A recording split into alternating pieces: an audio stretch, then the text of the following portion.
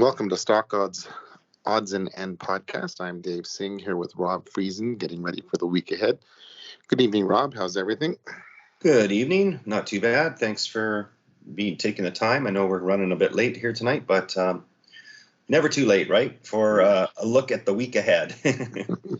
And we're still in August here, a little low volume month, but we're approaching a real key point in the month, and that's the last 5 days of August, and that's really robust seasonality. So we'll go over that in a little bit.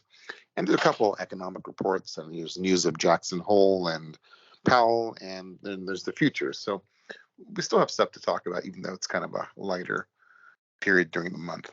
But what's on your radar so far? Well, interesting. This macro thing is not going to be disappointing this fall, I don't think. We have a lot of stuff up and coming, and I know it's not immediately this next week, but there was some articles about how much more U.S. households are paying in electricity, right? Uh-huh. But I saw an article, like I guess the U.S. households are almost 50% more than they were a year ago for electricity, which is quite astounding. But I saw this article, an Italian tomato manufacturer, anyway, been in business for a lot of years, big plant, and his electricity bill for July of 2021, so a year ago, was 120,000 euro for 1 month, because it's a big factory, right? And he just got his bill for this July, and it was 1.2 million euro. 10x difference. Wow.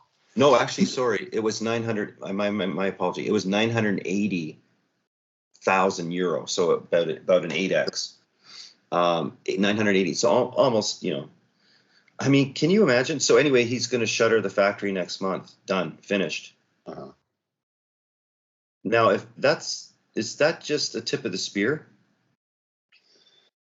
I mean, this is all natural gas tie, right? Now Italy has already been. I mean, this goes back a couple of years already. I mean, since the COVID thing really hit them hard, Italy's been particularly bad, and has the highest rates in Europe anyway. But I mean, it's just scaling up from what it was, and it's going to impact all of Europe. So energy is the big thing, right? I mean, that energy is what wars have been over, and wars could still be over, right? Yeah. And, at the end of the day, does energy make your life more comfortable? It does. I mean, turn off go hit your main breaker right now, while other than running this podcast. But how's the family? What's going to happen? Screams from the living room, right? Turn off the power. What's going to happen? It's movie night over here. I'm going to have a ticked off family. Right? And what about the quality of the air conditioning comfort? I mean, we need energy, and we've built our lives around it, and it's improved our lives. We're not in the Stone Age anymore. So, but energy, we just haven't arrived where it's fusion and energy from the sun is adequate for all our needs. It would be nice, but we haven't got there yet. Mm-hmm. So the other interesting piece of news, did you see the wealth fund, or the sovereign fund? Here, let me pull this up here. I thought this was quite astounding. So Norway's sovereign wealth fund, right? Uh-huh. It's the world's largest. It's 1.3 trillion fund.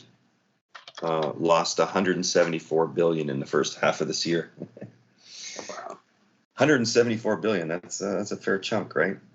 So, if sovereign wealth funds are losing that much, I mean, are we at risk for a sovereign debt default somewhere, or,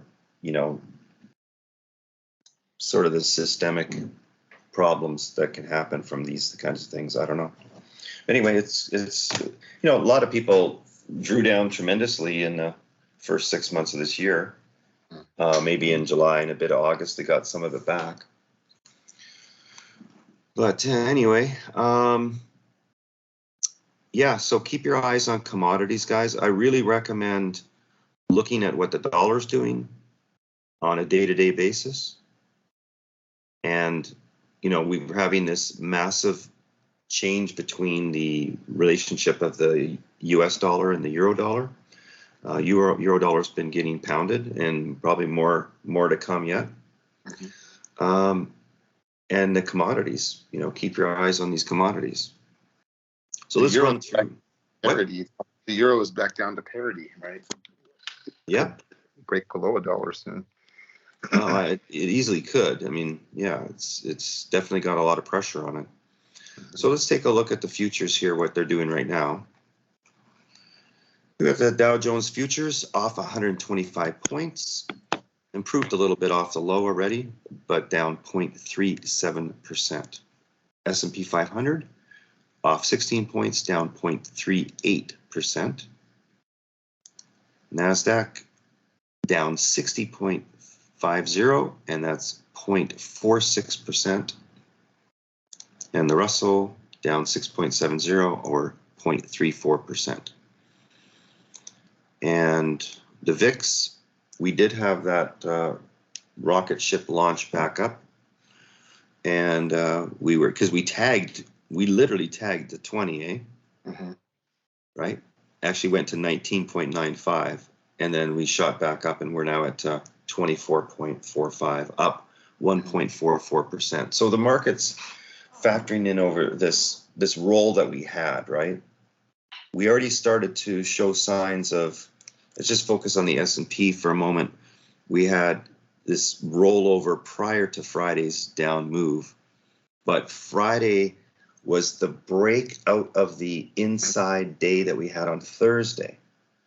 So when you get those inside days, you have to respect a break with potential follow through, where I call a gap and go, or even if we traded through to it and then broke through it during the day, still respect the follow through that can happen from that.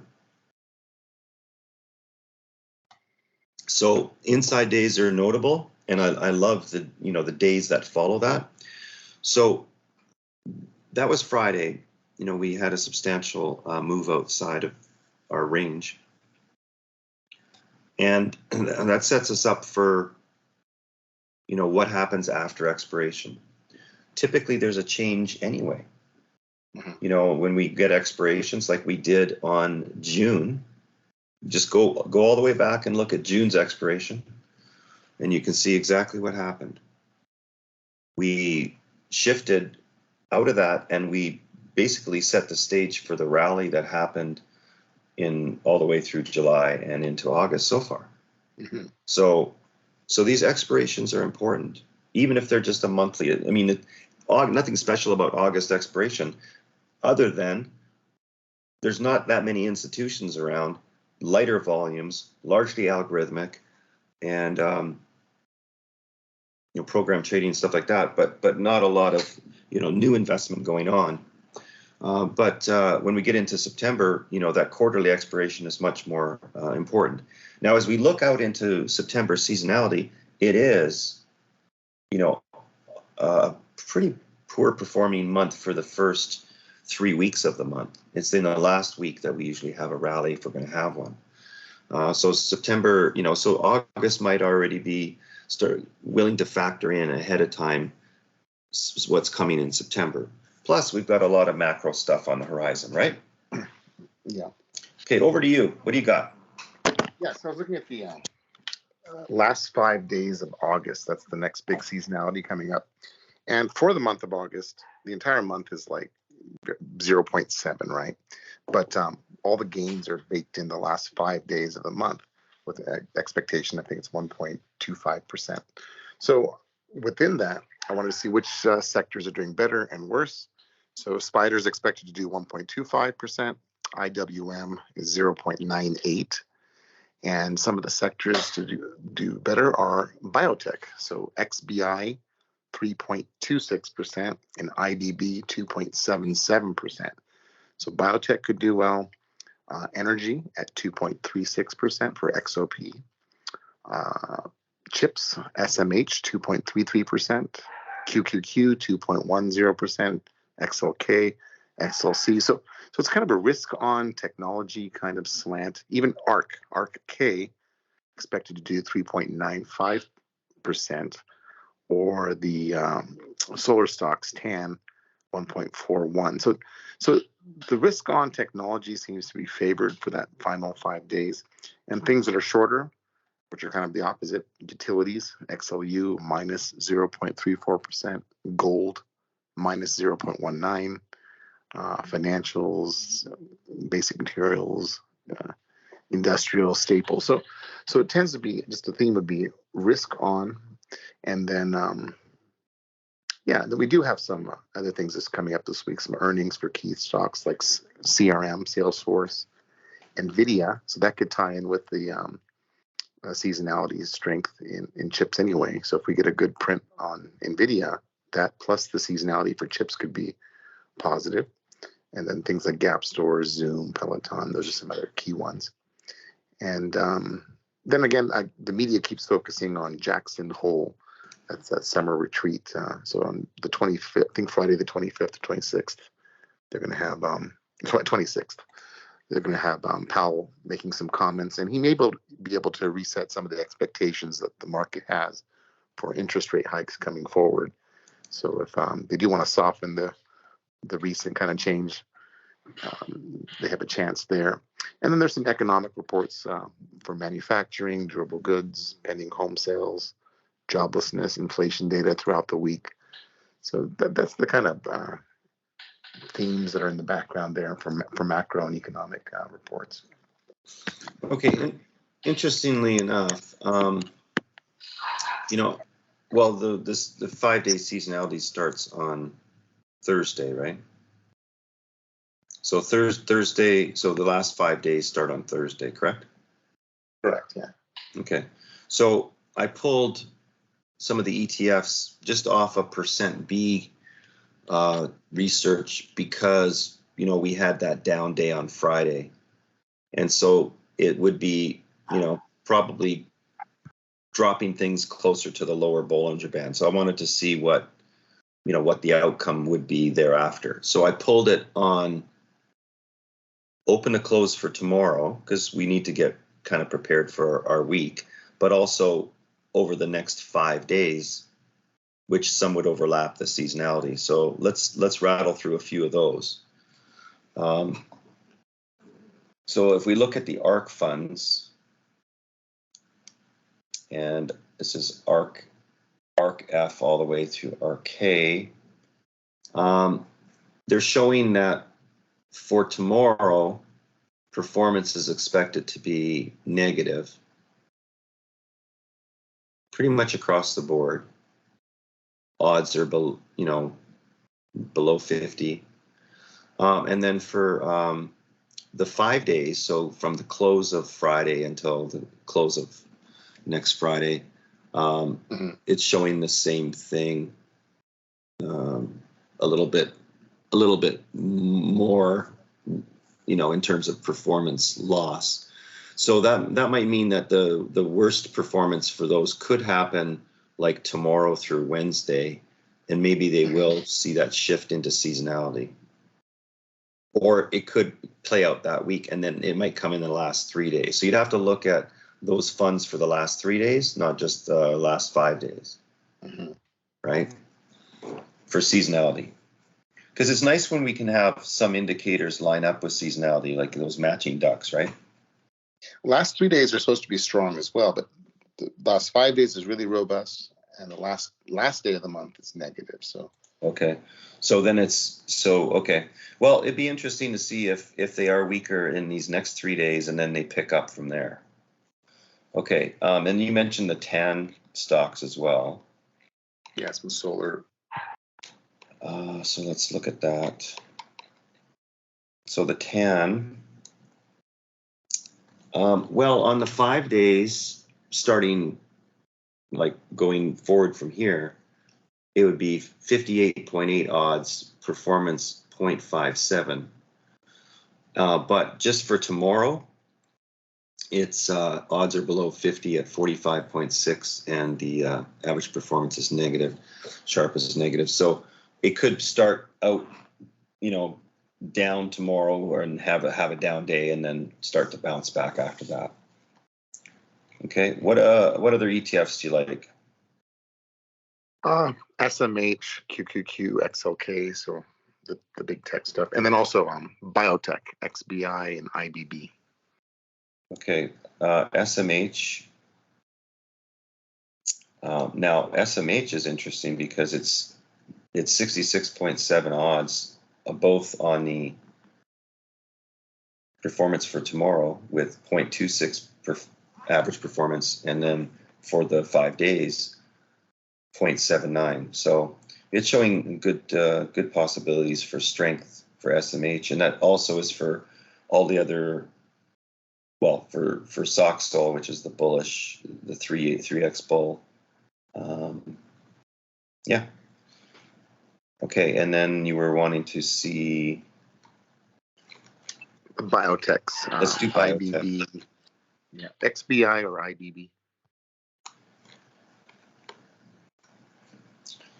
IBB, yeah. So that one is slightly positive for tomorrow, and 52.3 odds for the week, 0.3175 performance for the week. What was it on seasonality for the last 5 days? For IBB, sorry. IBB. 2.77%, and XBI is 3.26%. So they're the most robust of the group. Okay. Well, this says that should be okay for this week too. Mm-hmm. Let's see. Some people ask about gold and stuff like that. GDX is the senior miners, slightly positive. The junior miners for the week is supposed to be pretty good. 59 odds of 1.21. That's the junior miner. Maybe a good pair, GDXJ minus GDX. Yeah, I'd short the GDX, maybe go long the GDXJ on that. Again, you're much safer with a pair than a directional bet, right? Mm-hmm. Anything else suit your fancy there? Oil's tricky though. I mean, it's expected to do 1.19, like XLE, 1.19% relative to 1.25 for the spider. So not much different than the market in general, but that's going to be more macro driven anyway. So. Okay, for the week here, we're sitting with oil having this is after Friday's move, and I really recommend that people do this, is that they look at how things ended the week, then they run their numbers for the week following to get a framework for it. But if we go through, I can rattle through all of these sector ETFs just to you get a feel of this here. This is comparing tomorrow's performance, open to close only, with the rest of the 5 days. And bear in mind, this is only one signal. We're just using %B, which is proximity to the Bollinger Band, and subsequent behavior. That's all we're using here. So we're not lining up tons of ducks, okay? Okay. But basic materials, slightly positive for tomorrow, slightly off for the week in general. Communications looks robust on both. Oil, XLE, it's negative on both. And like for the week, minus 0.68 for energy. Financials, positive on both, pretty healthy for the week overall. Industrials, really healthy for the week, good tomorrow as well. XLK looks like it has a potential to bounce back, pretty robust for the week, slightly, well, not bad for tomorrow. Odds are good, but performance is only 0.05. And consumer staples, robust for the week and for tomorrow. So real estate, robust for tomorrow significantly, and then not bad for the week, 0.44%. Utilities are okay for tomorrow, just, not super performance, but okay. And then for the week, they're slightly negative. And healthcare, just slightly negative for the week and slightly negative for tomorrow. So there's a difference between mature healthcare and biotech, especially if, they're in the premier category of growth potential in biotech, right? Mm-hmm. And that recent bill, they're going to have drug pricing caps, right? So that's going to affect the bigger healthcare more than right. The growth. And then just consumer discretionary is pretty good for the week, 0.33% performance, and then for tomorrow it's slightly negative. So my take on tomorrow is that it does favor consumer staples, healthcare, and REITs, mm-hmm. and financials. No, not for tomorrow, not financials, but industrials and communication services. And then what's slightly down tomorrow might be the discretionary, financials, basic materials, oil. So that's kind of the way it's laying up here. So we'll consider that when we're putting together our lists for tomorrow's trading. And also, there's always the pre-market check, right, to see if things line up. Anything else on your radar? No, that's it on my list here. Okay. All right. Well, good trading, and thanks for joining me here tonight. All right. Good luck. Thanks.